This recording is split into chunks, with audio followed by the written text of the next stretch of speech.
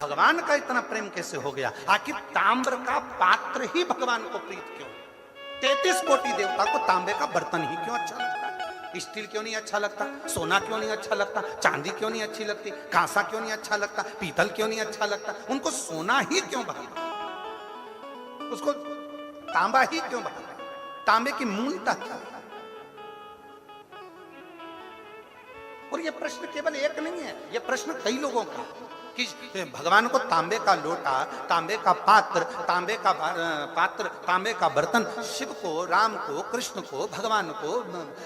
अब दुनिया के लोग चांदी का प्रयोग करने लगे, चांदी का लोटा होना, चांदी का ये होना, चांदी का वो होना।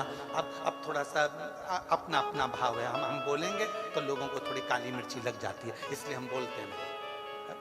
अब लोगों का मन का भाव हो गया कि हम करोड़पति हैं तो चांदी से अभिषेक करेंगे, हम धनपति हैं तो शिव जी को, राम जी को, कृष्ण जी को, मेरे भगवान को, 33 कोटि देवता को अगर कोई पात्र अच्छा लगता है तो वो तांबे का पात्र अच्छा लगता है, बाकी के पात्र से कोई मतलब नहीं।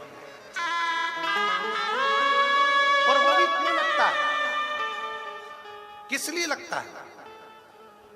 उस तांबे के पात्र में ऐसी क्या प्रीत है?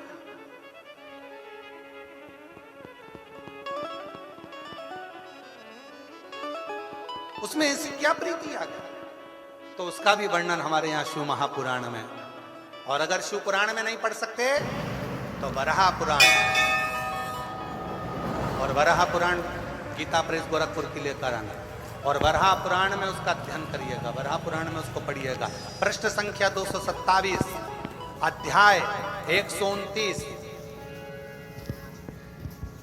वराह पुराण आप उसमें पढ़िए, चरित्र मिलेगा बड़ा सुंदर। शिव क्या एक भक्त है, पर हे असुर, राक्षस असुर है, असुर प्रवृत्ति है उसकी, और नाम है उसका गुड़ाकेश।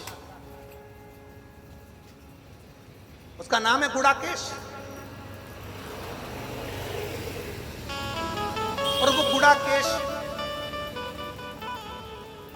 वराह पुराण कहती है वो गुड़ाकेश असुर बहुत उपद्रव मचाता है, बहुत उत्पात मचाता है, बहुत।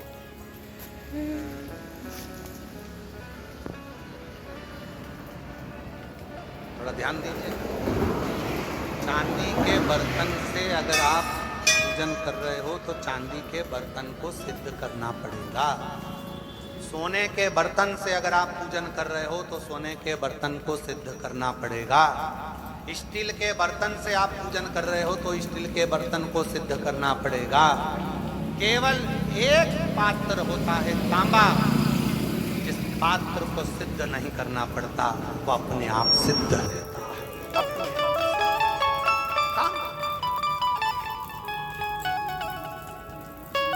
वराह पुराण कर रही, शिव पुराण वर्णन कर रही। एक गुड़ाकेश नाम का असुर है, बहुत उपद्रवी, बहुत। कहीं पर भजन ना होने दे, सत्संग ना होने दे, स्मरण ना होने दे, कार्य ना होने दे। एक पथिक को वो गुड़ाकेश असुर प्राण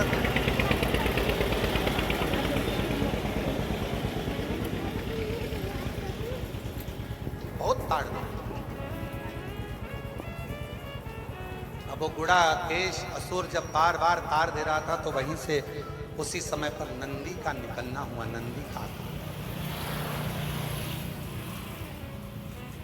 और नंदी निकल कर जा रहे थे, उन्होंने देखा कि कोई असुर एक पथिक को कष्ट दे रहा है, कोई असुर पथिक को कष्ट दे रहा है।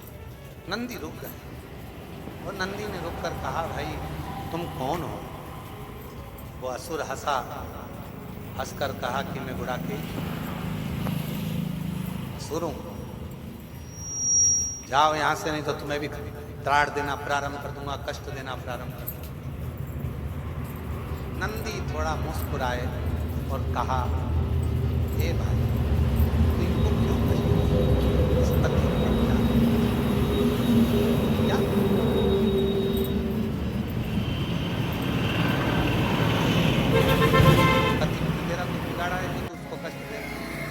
दुनिया में ऐसे कई लोग ऐसे हैं जो किसी को पहचानते नहीं हैं, एक आध बार मिले भी नहीं है, उसको जानते भी नहीं है, पर किसी ने एक कमेंट्स बुरा कर दिया, बुरा लिख दिया और उसने फिर कमेंट्स में बुरा लिखना प्रारंभ कर दिया, तो उससे मिला था क्या? तू एक आध बार उससे मिलकर आया था क्या? नहीं मिला। फिर कमेंट्स क्यों कर रहा है? जब हम उसे पहचानते ही नहीं, हम उससे मिले ही नहीं, उसका स्वभाव ही नहीं जाना, उसका व्यवहार ही नहीं जाना, और किसी ने निंदा करी और तुमने निंदा करना प्रारंभ कर दी। किसी ने निंदा करी और तुमने निंदा करना चालू कर दिया। पड़ोसन को क्या मालूम कि तेरी पड़ोसन की बहू कैसी है, और तू आते से बस उसने निंदा करी और तूने बोलना हाउरी होगी तेरी बहू ऐसी होगी। एक आध बार बहू से मिल तो लेती कि बेटा तू क्या घर में काम नहीं कर रही? एक बार मिल तो लेती कि बेटा क्या तेरे माँ बाप के संस्कार में? एक बार मिल तो लेती।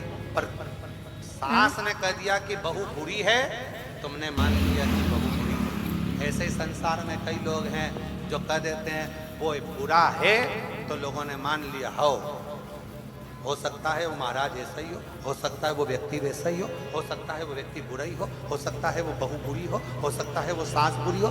कैसे मान लिया? ना तुम मिले, ना बात करी, ना कभी उससे चर्चा करी, और तुमने बुरा बोलना चालू कर दिया। केवल निंदा सुनकर, केवल बुराई सुनकर, केवल निंदा भीतर उतार कर तुम निंदा में लग गए। जो महापुराण की कथा कहती है, कभी ऐसा ना करिए। अपने मन में ये विचार रखिए, अगर कोई निंदा कर भी रहा है तो उसको कह दो मैं तो उसको जानती ही नहीं, तो मैं बुरा कैसे बोलूं? मैंने उसको पहचानती नहीं तो मैं कैसे अनुसरण बोल दूं? मैं कैसे गलत बोल दूं? मैं तो मिला ही नहीं उससे, तो मैं कैसे बोलूं?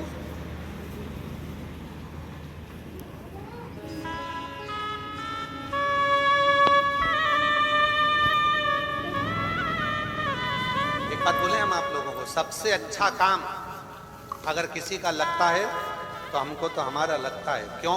क्योंकि हम किसी से मिलते भी नहीं, बात भी नहीं करते, तो कोई हमारे पास में आके किसी की निंदा भी नहीं करता और ना किसी की बात हमारे सामने आकर बोलता। मिलते ही नहीं। केवल 2 दिन, 5वां 6ठा दिन थोड़ी बहुत देर जो समय होता है उस समय पर मिल लेते, बाकी के दिन तो कोई बोल भी दे कि मिलने का, चलने का, कहीं ना तो, और ना किसी के घर जाते और ना किसी के मिलने के लिए। तो सबको मालूम है कि महाराज मिलेगा तो है ही नहीं, तो टाइम बर्बाद करने से कौन सा मतलब है? जाके खड़े भी हो जाएंगे तो नहीं मिलेगा। सबको मालूम है कि मिलने वाला तो है नहीं, भजन ही करेगा वो, मिलता तो है ही।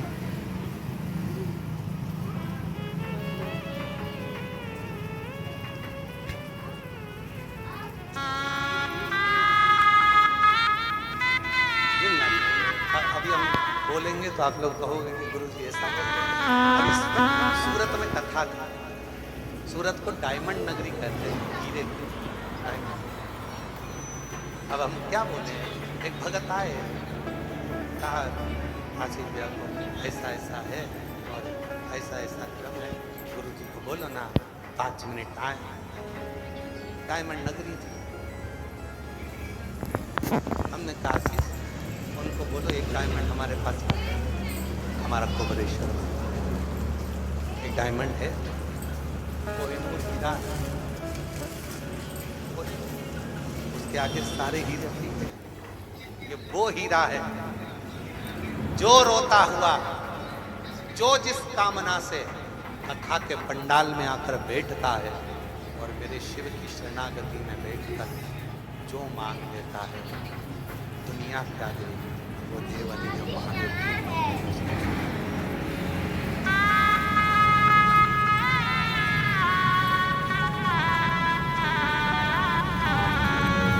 जो दिल से मांगोगे वो दिल से देगा, जो दिल से मांगोगे वो दिल से देगा। मेरा भोला भंडारी है, मेरा भोला भंडारी है, खाली झोली भर देगा। मेरा भोला भंडारी है, खाली झोली भर देगा।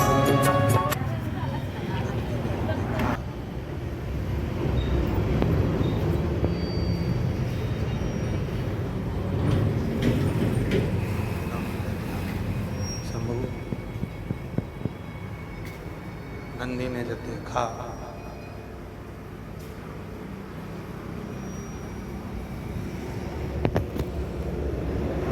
नंदी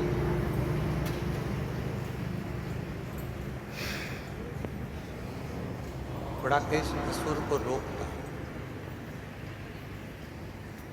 तुम ये क्यों कर रहे हो, किस लिए कर रहे हो, ये ठीक नहीं है।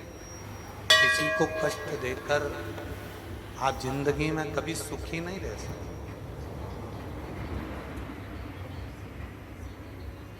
नंदी ने कहा, गुड़ाकेश असुर को नंदी समझा रहे हैं।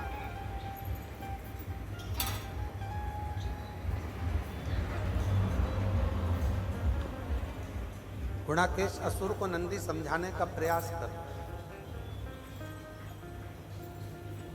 कि आप किसी को कष्ट देंगे तो क्या सुखी रह जाएंगे। असुर हो, तुम्हारे चेहरे पर तेज नहीं,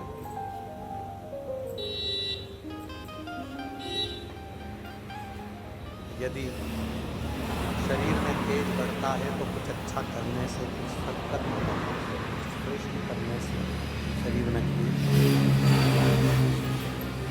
सूर्य की लालिमा जैसी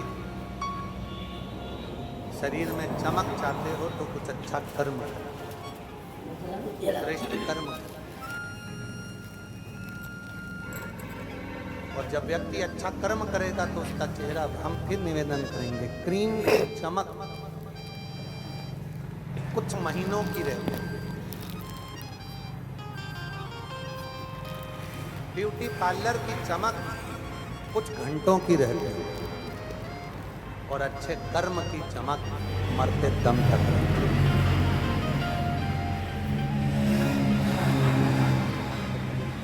अंतिम समय चमक, इसलिए फिर निवेदन करें, मत बुरे कर्म कर बंदे वरना पछताएगा, भगवान की आँखों से तू बच नहीं पाएगा, तू बच नहीं पाएगा। हरि ओ अज्ञानी मत कर नादानी।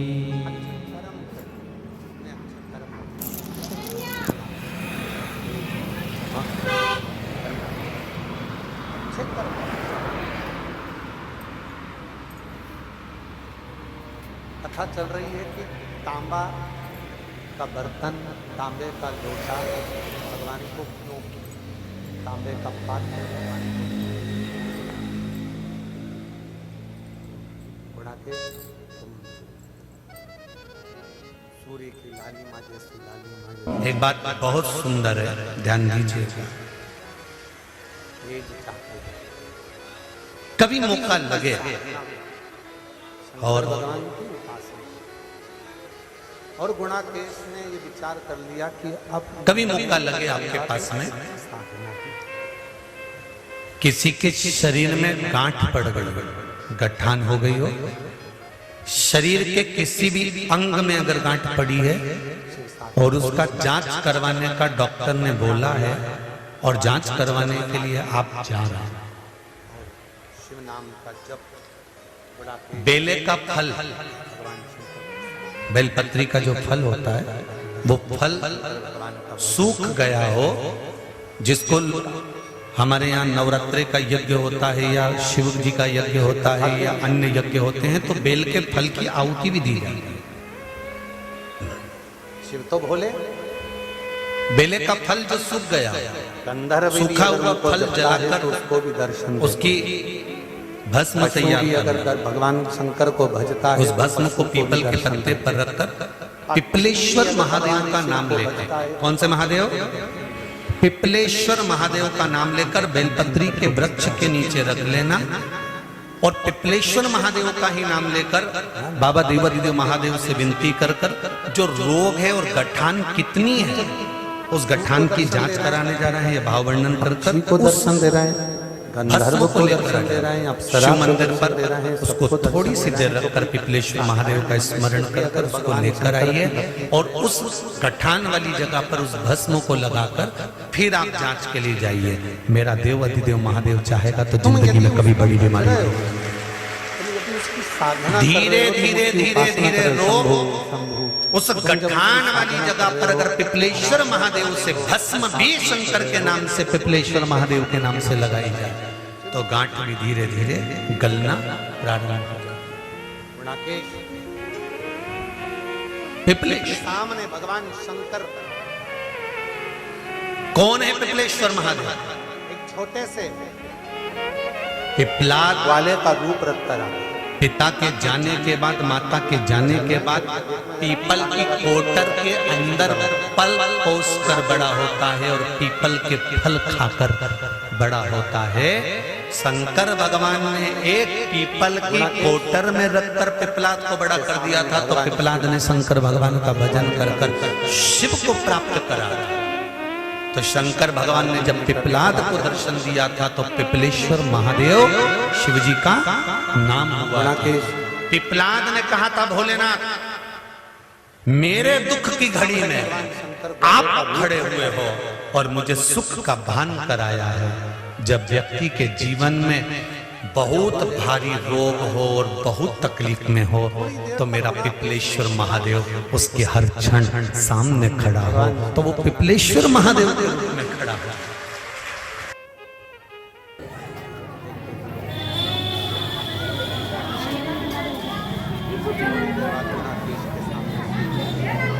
वाले का रूप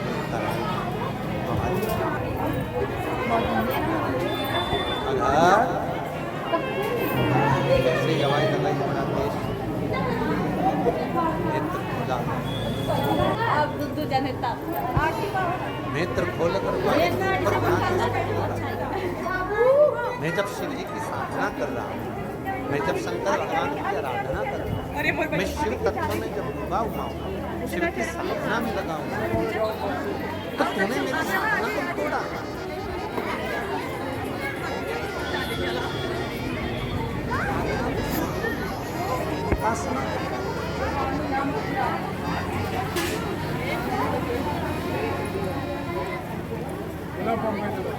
तुम्हारे लिए तुम्हारा भी आ जाएगा। भगवान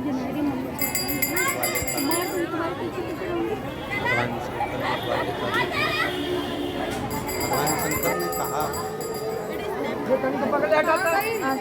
वाले के अरे शंकर भगवान को भज रहा है पर शंकर जी के तो पूरे शरीर पर भस्म लगी है, उनका पूरा शरीर भस्म से भरा हुआ होता है।